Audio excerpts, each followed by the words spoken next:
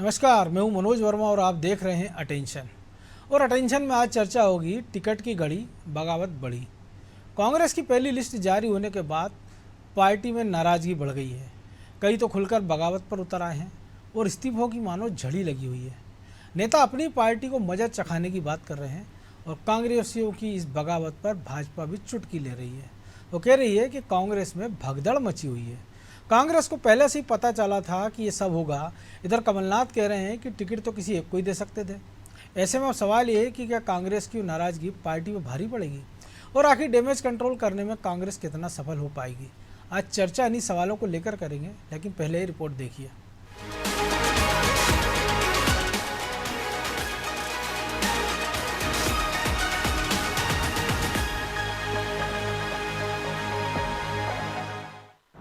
कांग्रेस की सूची आई, नेताओं ने नाराजगी जताई। कांग्रेस में बगावत के सुर हो रहे तेज। बीजेपी बोली, कांग्रेस में पार्टी छोड़ने की रेस।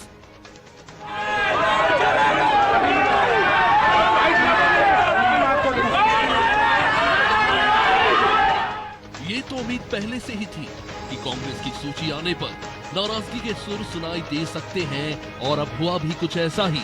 कांग्रेस की पहली सूची आते ही इंदौर, उज्जैन, सागर, टीकमगढ़ समेत कई जिलों में बगावत फूट पड़ी है।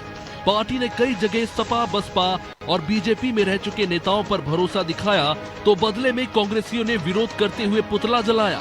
कांग्रेस में नाराजगी इस कदर है कि पूर्व सांसद गजेंद्र सिंह राजूखेड़ी समेत कुछ नेताओं ने तो पार्टी से इस्तीफा ही दे दिया और कुछ सामूहिक इस्तीफा देने की बात कह रहे हैं। बुधनी में तो कांग्रेस कार्यकर्ताओं ने प्रत्याशी के लिए काम करने से ही इनकार कर दिया, तो टिकट नहीं मिलने पर पूर्व विधायक यादवेंद्र सिंह ये तक कह गए कि वो कमलनाथ को मजा चखाएंगे। वही कांग्रेसियों की नाराजगी पर कमलनाथ कह रहे हैं कि 4000 लोगों ने आवेदन किया था, लेकिन टिकट तो किसी एक को ही मिलना था।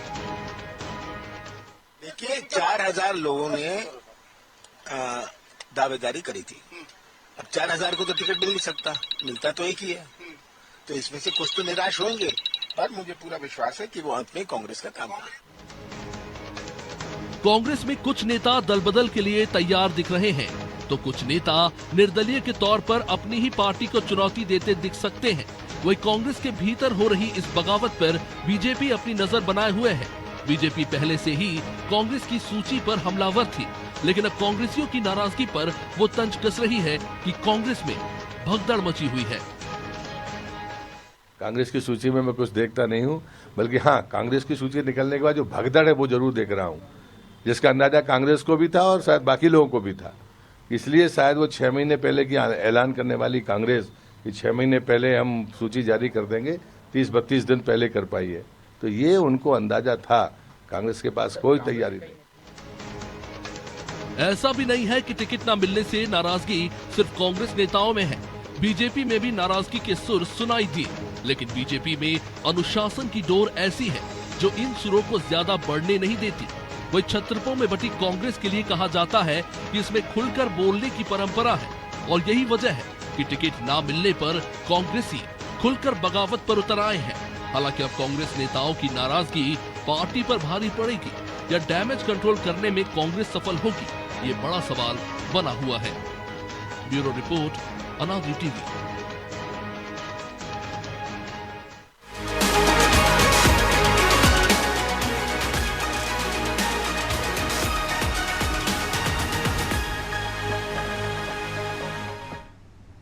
तो इसी मुद्दे पर चर्चा करने के लिए हमारे साथ जुड़ गए हैं वरिष्ठ पत्रकार रमेश शर्मा जी और हमारे सहयोगी ब्रजेश चौक से।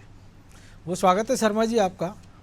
और कह तो कमलनाथ भी सही रहे कि अगर 4000 आपके पास आवेदन आए हैं तो टिकट तो किसी एक को ही मिलना था, लेकिन सवाल ये भी है कि जब कुछ एक को टिकट मिलना था तो वो एक आयातित क्यों है, वो एक टीवी का एक्टर क्यों है, या वो बसपा से आया हुआ क्यों है, वो भाजपा से आया हुआ क्यों है, या वो क्यों है जिसने पार्टी के खिलाफ काम किया है।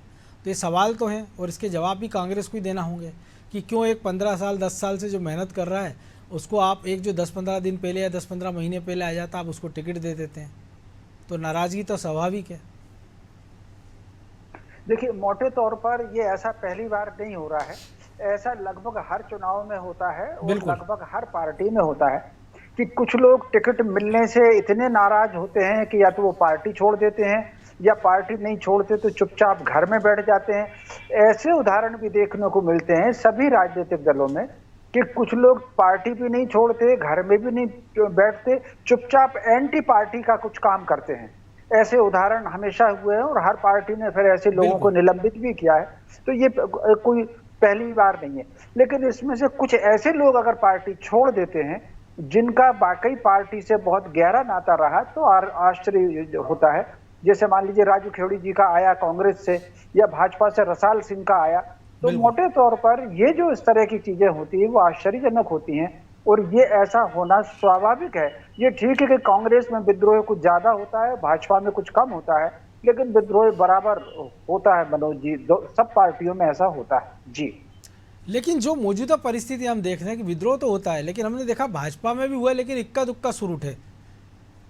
जैसे हम सीधी की अगर बात कर लें, लेकिन कांग्रेस में हम वो नहीं देख पा रहे। और पिछली बार दिग्विजय सिंह डैमेज कंट्रोल कर चुके थे टिकट के पहले संगत पे पंगत से, लेकिन इस बार ऐसी कोई तैयारी नहीं दिख रही। और पार्टी को ये भी पता था कि अब वक्त कम है, लगभग 1 महीने का वक्त बचा है, क्योंकि 17 तारीख को मतदान हो जाएगा। तो ऐसे में ये बगावत ज़्यादा नुकसान पहुंचाने वाली साबित हो सकती है। नहीं, निश्चित रूप से ज्यादा नुकसान वाली साबित होगी। एक अंतर है मनोज जी पिछले चुनाव में और इस चुनाव में, इसमें कोई संदेह नहीं कि जैसे पिछला चुनाव भी बराबरी का था, इस बार भी लगभग बराबरी के है। लेकिन पिछले चुनाव में कहीं ना कहीं कांग्रेस को यह था कि कहीं ऐसा ना हो कि पिछड़ जाए, तो उन्होंने 66% अपना वोट कवर किया था।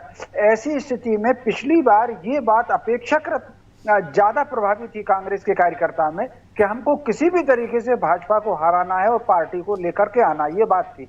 ये बात इस बार भी है कि जो धक्का लगा है उसको कहीं ना कहीं हमको बदला तो लेना है भाजपा से।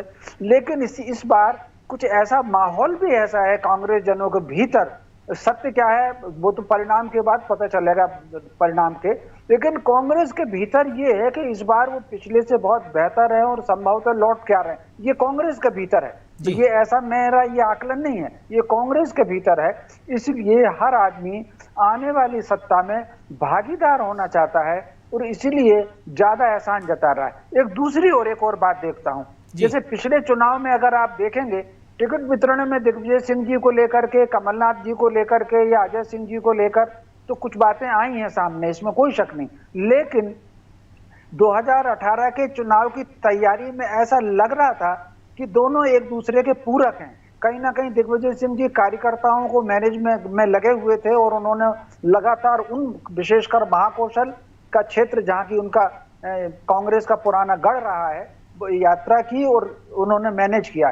इस बार दिग्विजय सिंह जी वैसा मैनेज करते हुए नहीं देखे जैसा पिछली बार दिख रहा है, बल्कि कई बार तो समाचार पत्रों में कमलनाथ जी और दिग्विजय सिंह जी को लेकर के जो बयानबाजी होती है सरकार के समय, जैसा उमंग सिंगार ने भी बयानबाजी की थी और कई लोगों ने, गोविंद सिंह के बयान भी कई तरह के आए हैं। तो ये जो बयानबाजी हो रही है उससे मुझे ऐसा लग रहा है कि बाहर से तो ये दोनों ठीक होंगे, लेकिन भीतर कोई ना कोई ऐसा बिंदु जरूर है जिससे दोनों एकाकार नहीं हो पा रहे हैं जैसा पिछली बार थे। जी तो ब्रजेश जी एकाकार नहीं हो पा रहे, लेकिन हम देख रहे हैं कि जिस इलाके से कांग्रेस को सर्वाधिक उम्मीद थी इस बार, कि हम चाहे बुंदेलखंड की बात कर लें या मालवा निवाड़ की, वहाँ ये सबसे ज़्यादा असंतोष के सुर देखने को मिल रहे हैं। एक खबर ये थी कि मुख्यमंत्री को घेरने के लिए बड़ी तैयारी की गई है। पहले दीपक जोशी ने कहा था कि मैं मैदान में उतरने को तैयार हूँ। उसके पिछली बार हमने देखा था कि अरुण यादव को भेजा गया था, लेकिन अब जो नए टीवी अभिनेता को उतारा गया उनके खिलाफ विरोध की बात हो रही है। एक तरफ आप 3 बार के सांसद गजेंद्र सिंह राजू खड़ी को टिकट नहीं मिलते हैं, लेकिन 2 बार से जो चुनाव हार रहे हैं सुरेंद्र चौधरी, आप उनको टिकट दे देते हैं। एक कार्यकर्ता को आप टिकट नहीं देते हैं, लेकिन हम देखते हैं कि भाइयों को टिकट मिल रहा है, बेटे को टिकट मिल रहा है, चचेरे भाई को टिकट मिल रहा है, मामा भांजे को टिकट मिल रहा है, मामा भांजे समधन को टिकट मिल रहा है, लेकिन कार्यकर्ता को टिकट नहीं मिल रहा है। तो उसकी पीड़ा भी स्वाभाविक है। देखिए मनोज जी, पहले और अब की कांग्रेस में जमीन आसमान का अंतर दिख रहा है। अभी तक हम मान के चल रहे थे कि कांग्रेस बदली हुई है, उसमें गुटबाजी नहीं रहेगी। इस बार उसकी जो पहली सूची आएगी वो हमें चौंका देगी, जिस तरह से बीजेपी ने चौंका दिया है। वो सर्वे के आधार पर आएगी, वो फीडबैक के आधार पर आएगी, छत्रपों की नहीं चलेगी। तमाम तरह की ऐसी अटकलें थी, ऐसी संभावना जताई जा रही थी। लेकिन पहली सूची ने ही मुझे लगता है पूरी पोल खोल कर रख दी है। पहली सूची में ही आप देखिए कि किस तरह से असंतुलन देखने को मिला। पहले और कांग्रेस में, अब की कांग्रेस में अंतर ये है मनोज जी कि पहले क्षेत्रीय छत्रप हुआ करते थे, ग्वालियर में अलग, बुंदेलखंड में अलग, मालवा निवाड़ में अलग, उनके बीच में पार्टी संतुलन बनाती थी। संतुलन इस तरह से बनाती थी कि सबके समर्थकों को टिकट मिल जाते थे। बिल्कुल। लेकिन इस बार सूची में मुझे लगता है कि एक तरफा ही चली है, जो शर्मा जी भी कह रहे थे। इस वजह से वो जो क्षेत्रीय क्षेत्रों में एक जोश होता था, वो जोश हमें कांग्रेस में देखने को नहीं मिल रहा है, जो जोश हम बीजेपी में देख रहे हैं जिस क्षेत्रपों को मैदान में उतारने के कारण। तो वो जोश की कमी इस वजह से है कि एकला चलो या एक तरफा चलो। अभी हाल ही का एक किस्सा है कि कमलनाथ जी कह रहे हैं छिंदवाड़ा क्षेत्र की 7 में से सीटों में से एक का नाम ऐलान हो गया है, उनका खुद का, और वो कह रहे हैं बाकी की सीटें कौन घोषित करेगा। सर्वे के आधार पर होना चाहिए ना, बिल्कुल CWC करना चाहिए। लेकिन वो कह रहे हैं नकुलनाथ तय करेंगे, और नकुलनाथ एक जगह से एक सोहन मालवीय का नाम भी ऐलान कर देते हैं कि हाँ कि ये उम्मीदवार होंगे। तो आप देखिए कि किस तरह से उम्मीदवार, जो अपन सोच रहे थे, जो चर्चा थी कि कांग्रेस इस बार, खुद कमलनाथ जी कह रहे थे कि हमने 5 सर्वे कराए हैं, पार्टी आलाकमान ने सर्वे कराए, कर्नाटक से एक टीम आई उसने सर्वे कराए, दिग्विजय सिंह का फीडबैक है। तो ऐसा माना जा रहा था, ऐसा कार्यकर्ताओं को भी लगा होगा, कांग्रेस के नेताओं को भी लगा होगा कि इस बार कोई गुटबाजी नहीं है, जमीन पर जो काम कर रहा है वो किसी छत्रप का पट्टा हो या ना हो उसको टिकट मिल जाएगा। लेकिन क्या आपको लगा कि सूची से ऐसा कुछ हुआ है? निश्चित तौर पर आप देखिए, बाहर से आए लोगों को दे दिया, एनपी प्रजापति का काट के आप किसको दे रहे हो? तो ये जो वजह है, जो 6 बार के विधायक केपी सिंह को आप शिवपुरी भेज रहे हैं, तो किस रणनीति के तहत भेज रहे हैं? मुझे लगता है ना कोई रणनीति है कांग्रेस की, सिर्फ एक लड़ना है, अपन को एक आदमी को घेरना है। उनको आशंका होगी, हो सकता है ज्योतिरादित्य सिंधिया वहां से मैदान में उतर जाए तो उन्होंने केपी सिंह को भेज दिया। तो इस तरह से आशंकाओं पर नहीं, रणनीति के हिसाब से काम होना चाहिए कि हमें एक एक सीट जीतना है। कौन सी सीट केपी सिंह जीत सकते थे उस पर उतारना चाहिए था। उनको लगता था कि एनपी प्रजापति जिता सकते हैं, दिग्गज नेता उतार सकते हैं मैदान में, अरुण यादव को उतारना चाहिए था। लेकिन हम देख रहे हैं कि पहले ही अरुण यादव किनारा कर चुके हैं, कांतिलाल भूरिया भी मैदान से हट गए। तो ये क्या संकेत देते हैं कि आपकी कोई रणनीति नहीं है।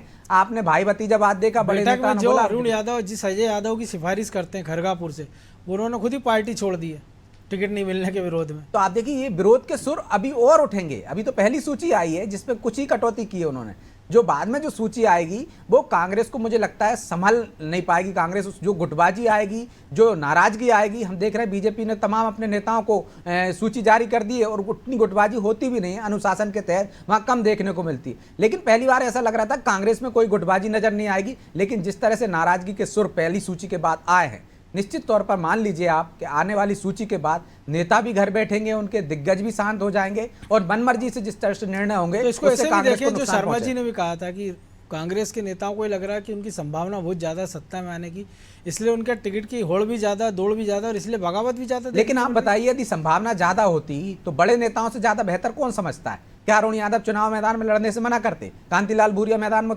उतरते नहीं? खुद उतरते ना, क्योंकि उनके पास मौका था कि यदि हम सत्ता में आएंगे तो हमें बहुत कुछ मिलेगा, हम बहुत कुछ पावर में रहेंगे। लेकिन क्या उनके पीछे हटने के पीछे क्या वजह है? कहीं ना कहीं उनको लग रहा होगा कि जो एक माहौल बनाया जा रहा है वो अलग है, धरातल पे हकीकत कुछ और है। कांग्रेस में गुटबाजी मुझे लगता है पहले से ज्यादा दिख रही है अब, और मन मनसोस कर रहे नेता, जो बड़े नेता हैं, घर में बैठे हैं क्योंकि उनको मालूम है कि उनकी चल नहीं रही है, चल किसी एक की रही है, तो जब चलेगी तब वो आगे काम करेंगे। अभी घर में बैठ जाओ और ज्यादा जोर लगाने की जरूरत नहीं है। तो शर्मा जी, हम देखा कि कई सारी सीटें, अगर भोपाल की हम बात कर लें कि ठीक है आपको ये कन्फ्यूजन होगा कि उत्तर में आरिफ अकील नहीं तो कौन, या दक्षिण पश्चिम में ये कन्फ्यूजन है कि संजीव सक्सेना पीसी शर्मा से कौन।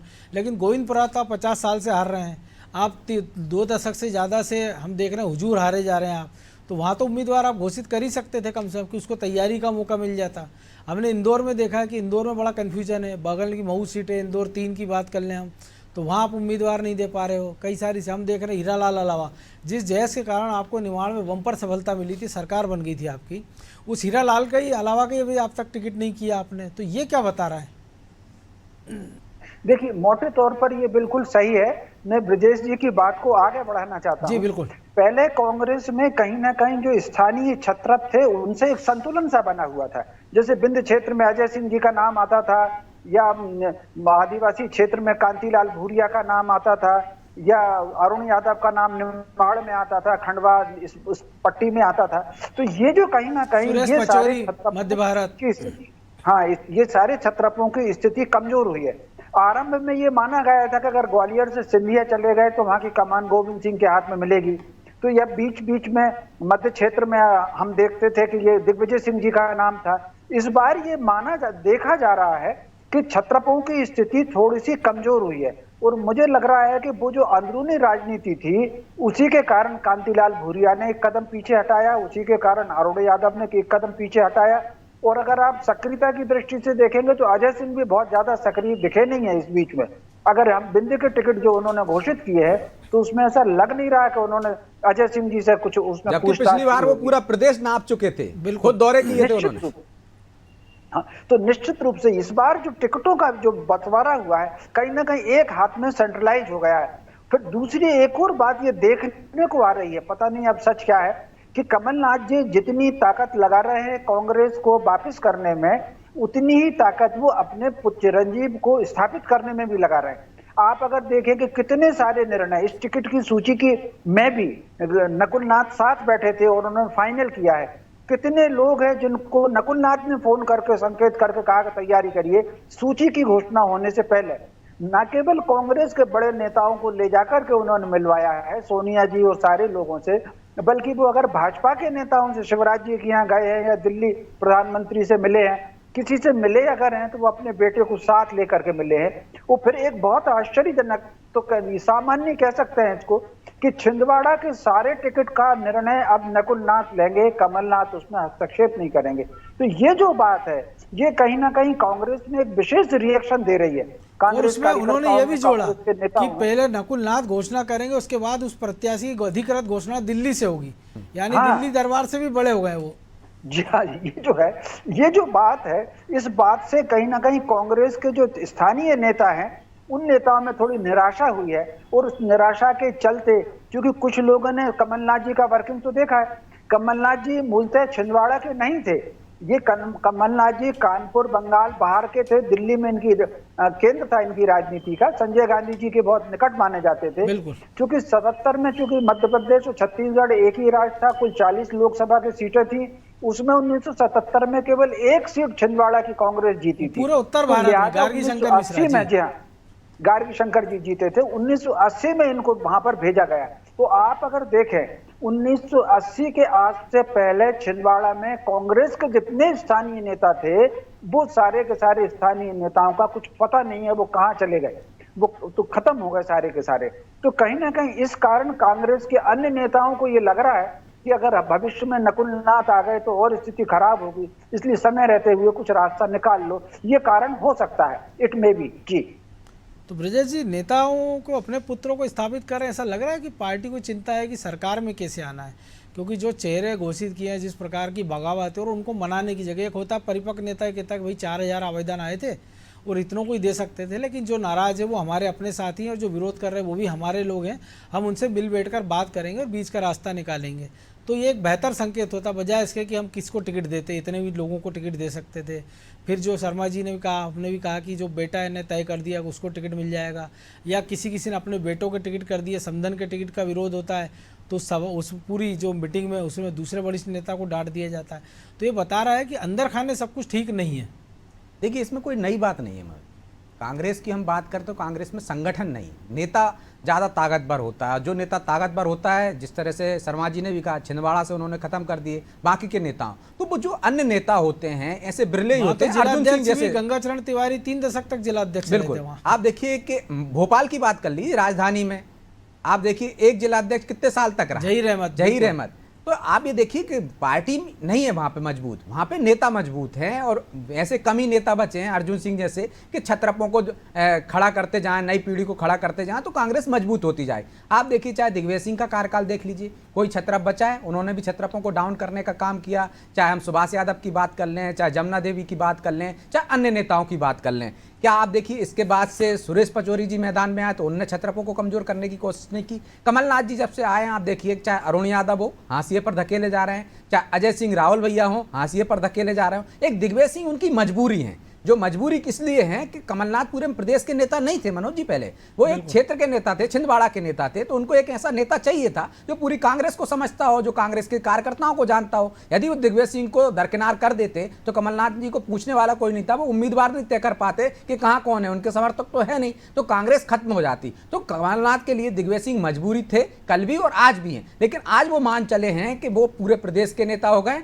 15 माह के मुख्यमंत्री हो गए, लगातार प्रदेश अध्यक्ष हैं, तो उनकी पूरे प्रदेश में पैंठ है। तो मुझे लगता है ये जो गलतफहमी है उसकी वजह से खामियाजा भुगतना पड़ रहा है। आप बताइए, पीसी शर्मा से बेहतर उम्मीदवार आपके पास है कोई? नहीं है, लेकिन आप उसको तय नहीं कर पा रहे हो कि पहली सूची में नाम आए या ना आए। आप सोचिए कि 66 सीटों पर दिग्विजय सिंह ने सर्वे किया है, रिपोर्ट कार्ड दी है, तो क्या गोविंदपुरा का रिपोर्ट नहीं दिया होगा उन्होंने? तो आपको दिग्विजय सिंह पर भरोसा होता तो आप उस रिपोर्ट कार्ड के आधार पर आप वहां पे उम्मीदवार घोषित कर देते, लेकिन आपने उस आधार पर नहीं किया। तो इसका ही मतलब है कि साफ साफ आप दोनों के बीच पटरी नहीं बैठ रही, जो शर्मा जी कह रहे थे। यदि पटरी बैठ रही होती तो भरोसा करते, जिस तरह से आपने पिछली बार आंख मूंद कर भरोसा किया था। उन्होंने पर्दे के पीछे रह के किस तरह से काम किया था, नाराज लोगों को बनाया था, और सत्ता में कांग्रेस को लाने में एक अहम रोल उन्हीं का था। बिल्कुल। तो आप देखिए, इस बार आपने उनको दरकिनार कर दिया। आप दिखाने के लिए अलग है कि दिग्विजय सिंह को जिम्मेदारी दी गई है, बाकी की जिम्मेदारी क्या है? कह दिया होगा ठीक है, आपके बेटे को दे दिया, आपके भाई को दे दिया, आपके चचेरे भाई को दे दिया, ठीक है, आप अपने क्षेत्र में ध्यान रखिए, बाकी का मैं संभाल लूंगा, जो आप भी जिक्र कर रहे थे, इशारा कर रहे हैं।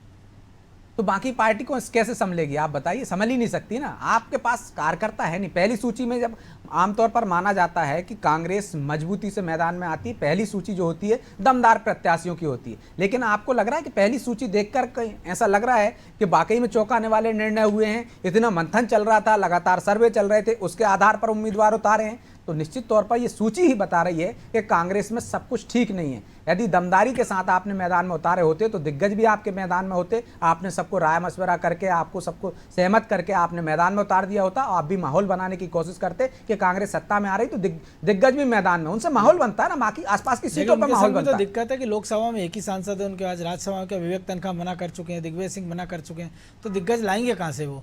और जो दिग्गज, सो कॉल्ड दिग्गज थे, उनके तो खुद के टिकट के लाले थे कि पिछली बार अरुण यादव को उपचुनाव में टिकट नहीं दिया जाता है, इस बार संशय था कि अजय सिंह को टिकट मिलेगा कि नहीं मिलेगा। खबरें थी सुरेश पचौरी चुनाव लड़ेंगे, लेकिन वो उन्होंने माहौल देख के खुद ही कदम पीछे खींच लिए। तो ये परिस्थितियां आपने निर्मित की है ना, किसी और ने तो की नहीं है। क्योंकि आपने जब वो टिकट चाहते थे, जब वो पूरी तैयारी करके मैदान में चुनाव प्रचार कर रहे थे, घर घर जा रहे थे, लोगों से वोट मांग रहे थे, आपने हाशिए पर धकेल दिया, उनको उम्मीदवार नहीं बनाया आपने उपचुनाव में। जब आप चाहते हो कि वो उम्मीदवार बने, आपको सत्ता के शीर्ष तक पहुंचा दें, आपको सीएम बना दें, तो वो क्यों जाएंगे? यही तो एक गुटबाजी नजर आ रही है ना कांग्रेस की पहली सूची में भी, दिग्गजों के किनारा करने की वजह से, क्योंकि आप उनने उनको पूरे 5 साल तवज्जो नहीं दिए। जब आप सत्ता में आ गए तब पूछ परख नहीं हुई। आप देखिए, अजय सिंह भी गिड़गिड़ाते रहे कि किस तरह से सरकार काम करे, अरुण यादव का भी दर्द बार बार फूटता रहा सत्ता के 15 माह में भी। तो अब कौन चाहता है कि आप सत्ता में आए? पार्टी के बड़े नेता ही नहीं चाहते हैं कि कांग्रेस सत्ता में आए, सत्ता में आए तो आपकी एक इकलौते की दादागिरी चले, उनका और बुरा हश्र हो जाए, जितने वो छत्रप कहला रहे हैं उतने भी ना बचे। तो शायद मुझे लगता है ये एक बड़ी वजह है, इसकी वजह से छत्रपों ने किनारा कर लिया, धीरे से पीछे कदम हटा लिए। शर्मा जी, ये जो बात कही ब्रजेश ने, ये एक बड़ा कारण मोटे तौर पर? ये बिल्कुल आपने सही कहा, ये कारण एक है। और दूसरा मुझे लग रहा है कि कुछ चीजें जो बाहर निकल के आ रही हैं, कमलनाथ जी का जो व्यवहार होगा नेताओं के साथ में, वो भी कोई व्यवहार ऐसा नहीं होगा, उनकी भाषा शैली, जैसे ब्रजेश जी ने कहा है कि उसको जरा संभाल करके भी कह सकते थे असंतोष को, तो ये जो उनकी भाषा शैली है, जैसे ज्योतिरादित्य जी से कह दिया था कि उतर जाओ सड़क पर, या कुछ विधायकों से, महिला विधायकों से, तो एक को तो उन्होंने हाथ से ही कह दिया था चलो चलो चलो बाहर निकालने के लिए। तो कुल मिलाकर के ये जो व्यवहार उनका है, इससे कहीं ना कहीं ईगो को ठेस लगती होगी। और जैसे ये टिकट का कुछ मामला आया तो लोगों ने खुली बगावत कर दी। अगर आपको ध्यान हो तो जब कमलनाथ जी को घोषित ही किया था 2018 के चुनाव में प्रदेश का अध्यक्ष बना करके, तभी मैंने लगभग हर चैनल पर यह बात कही थी कि कमलनाथ जी फील्ड के नेता नहीं है, उनको कार्यकर्ताओं को कैसे टैकल किया जाए वो टैकलिंग नहीं आती। वो बंद कमरे में एक अच्छे रणनीतिकार हो सकते हैं लेकिन फील्ड के नेता नहीं है। ये असफलता हमको उनके कार्यकर्ताओं के साथ उनके व्यवहार में भी दिखती है। टिकट वितरण में जितना असंतोष इस बार है, 2020 में जो सरकार में शायद सबसे बड़ा रोल इस व्यवहार के कारण भी रहा उसमें। जी, तो निश्चित रूप से ये जो सारे कारण हैं, ये भी एक कारण है। फिर एक और बात होती है, आमतौर पर टिकट जब हम अनाउंस करते हैं तो वो जो स्थानीय नेता होते हैं, मान लीजिए भोपाल का एक टिकट भोपाल दक्षिण का ही अगर अनाउंस किया है, तो भोपाल जिला स्तर के, संभाग स्तर के नेताओं को ये पता होता है कौन कौन विद्रोह कर सकता है, तो उनको 2-4 दिन पहले से घोषणा, क्योंकि आपने सूची तो आपकी बहुत दिनों की बनी हुई थी 150 की, अपन लोगों ने कितने नामों की इनमें से चर्चा भी कर ली थी कि काम शुरू कर दिया लोगों ने।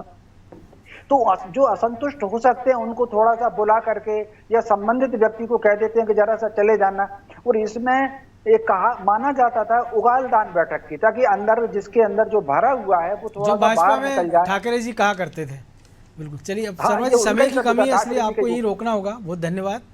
तो निश्चित तौर पर टिकट की घड़ी में बगावत बढ़ी और इससे बीजेपी भी जूझ रही है, लेकिन उनके यहाँ उतनी खुलकर बगावत सामने नहीं आई, और जो आई है उसको पार्टी ने अपने स्तर पर मैनेज करने का पूरा प्रयास किया। इक्का दुक्का अपवाद छोड़ दिए जाए तो, और जो थे विद्रोही वो पहले से पार्टी छोड़कर चले गए। उनमें कई सारे विधायक भी हैं, सांसद भी हैं। लेकिन मौजूदा परिस्थितियों में कांग्रेस जो दावा कर रही थी कि वो सरकार बनाने जा रही है, और अगर इस बगावत को वो काबू नहीं कर पाती है तो निश्चित मान के चलिए कि चुनाव में उसकी राह रपटीली हो सकती है। अटेंशन में आज इतना ही। मुझे दीजिए इजाज़त, और आप देखते रहिए अनादि टीवी। नमस्कार।